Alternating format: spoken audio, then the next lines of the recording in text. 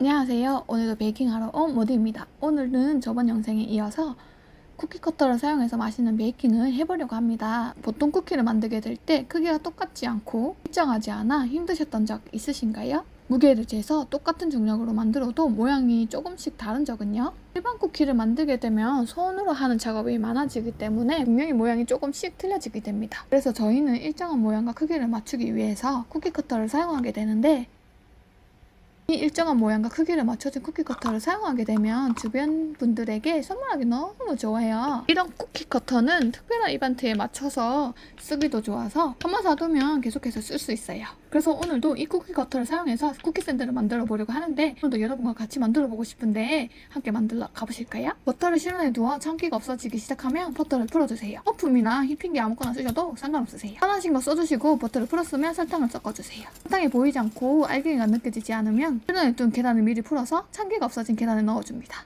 계란을 넣고 계란 비린내를 잡기 위해서 바닐라 익스트랙을 넣어줍니다. 그리고 계란을 열심히 섞어줄게요. 계란이 보이지 않고 반죽에 잘 섞였다면 가루들을 넣어줍니다.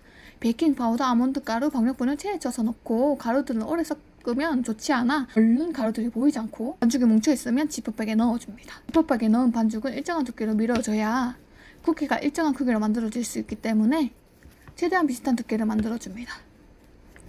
그리고 반죽이 쉽게 잘 녹기 때문에 냉동실에서 40분 이상 휴지시켜줄게요.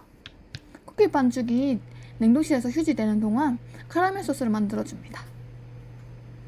카라멜 소스는 설탕, 생크림, 버터만 있으면 쉽게 만드실 수 있으니까요. 바로 만들어 보겠습니다. 설탕을 스테인리스 냄비에 넣어 약불로 설탕을 녹여주세요. 주걱으로 섞지 않고 냄비를 흔들어 골고루 녹게 해줍니다. 설탕 안개가 보이지 않고 브라운색이 나기 시작하면 불을 꺼주세요. 그리고 생크림을 넣어줍니다.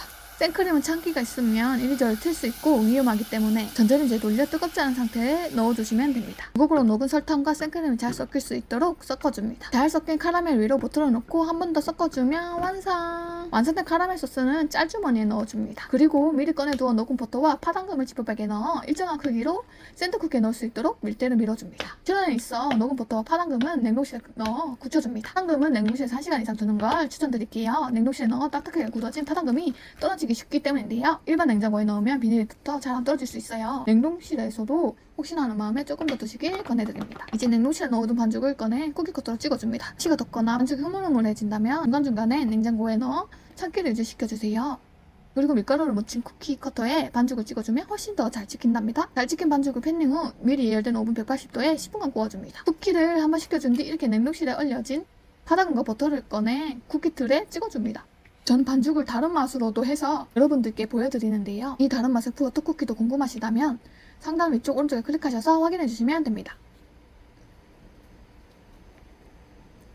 이렇게 버터 쿠키에 버터를 놔주고 한쪽에는 파당금, 한쪽에는 카라멜 소스로 샌드를 채워줍니다. 이렇게 샌드 반대쪽을 덮어주면 맛있는 쿠키 샌드 완성! 먼저 앙버터 샌드는 이렇게 버터와 팥이 일정한 두께로 잘 들어가서 예상되는 앙버터 맛이에요. 카라멜 버터 샌드는 카라멜의 달콤함과 버터의 풍미가 가득 느껴지는 맛이에요. 여러분들 너무 맛있으니까 만들어보세요. 오늘도 저는 이 맛있는 걸 혼자 먹을 수 없어요. 다른 사람들과 같이 나눠 먹기 위해서 포장을 해보겠습니다. 제가 베이킹 유튜버를 하면서 생각이 든 게, 나의 채널에 다른 베이킹을 하시는 유튜버분들과 다른 점이 무엇인지에 대해서 예전에 언급한 적이 있었는데요. 이번에 제 채널의 시청자들이 다른 채널의 시청자분들과 어떻게 차별화되는 건지 생각이 들더라고요.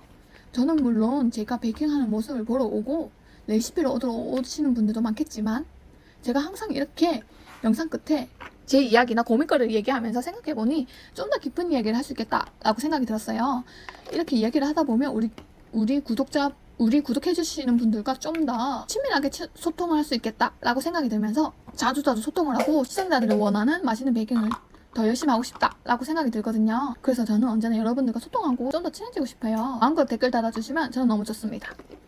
이렇게 오늘도 여러분의 사랑과 온기를 느끼며 열심히 베이킹을 해봤는데요. 그럼 베이킹도 같이 만들어 보셔가지고 댓글로 남겨주시면 너무 좋을 것 같아요. 오늘도 영상 봐주셔서 감사하고요.